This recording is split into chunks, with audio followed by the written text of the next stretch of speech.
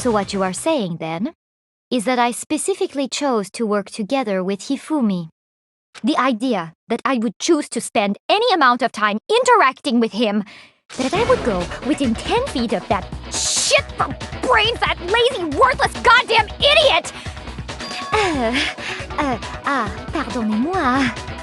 Just to be clear, there is evidence to support it. Is that so? It is. Throughout the investigation, there was certain behavior that was common only to the two of you. Considering what we've learned so far, it only further proves that the two of you were working together. I got it! The behavior they had in common has to do with the suspicious individual in the suit, doesn't it? The only ones who ever actually saw Robo-Justice firsthand were Celeste and Hifumi. Shush, the adults are talking now. Sorry. As he said, only Celeste and Hifumi ever laid eyes on the costumed individual. If we accept that Hifumi was one of the culprits, we can't help but suspect what Celeste has said as well.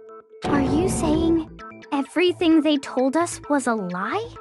After taking Hifumi to the nurse's office, we all began our search for this individual, correct? And not too long after that, do you remember what Celeste said?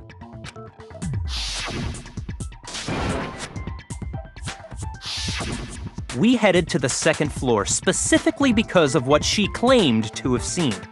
Next, to draw us all to the physics lab up on the third floor, she let out a blood-curdling scream.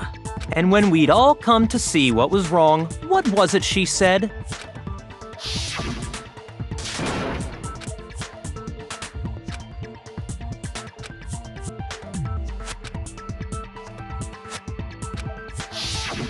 Once she'd done her job of getting us all up to the physics lab, it was time for her partner to get to work.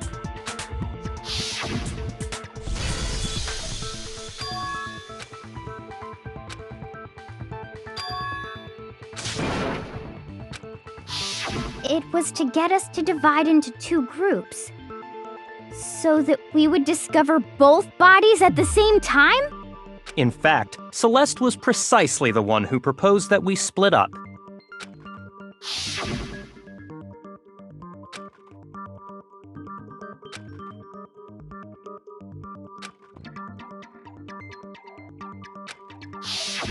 Well, if Celeste and Hifumi were working together, all those chance events suddenly become connected.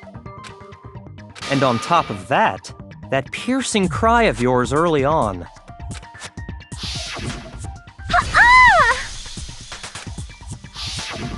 That was to signal Hifumi, wasn't it? It was your way of telling him, we're on the third floor, everything's going according to plan. Why else would you let out a scream that could have carried across the sea? I just realized another strange thing. When we found Hifumi in the nurse's office, who we now know was only pretending to be dead,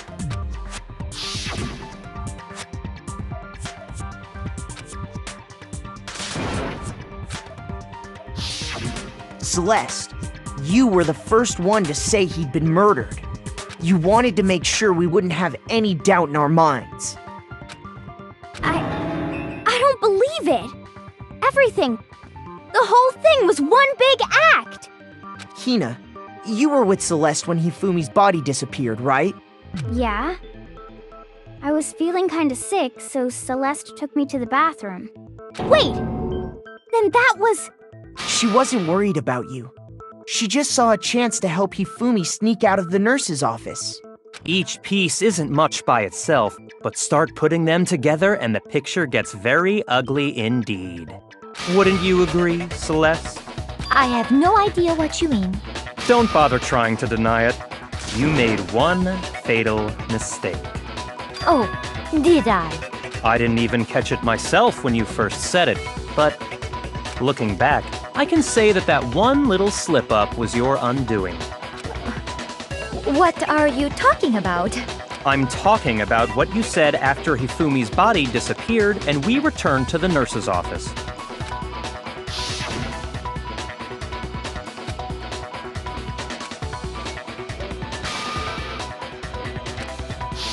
I remember her saying that too, but I don't understand what's so strange about it. Then pay attention.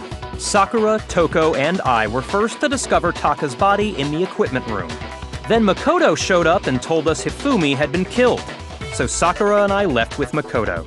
Once we were in the hall, we ran into Celeste, and the four of us headed to the nurse's office. Now, the entire time we were together, none of us said anything about Taka being dead.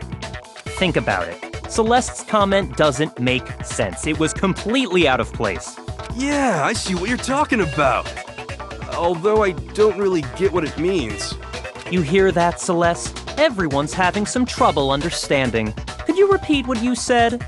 If you're really not the culprit, you shouldn't have any problem repeating it, right?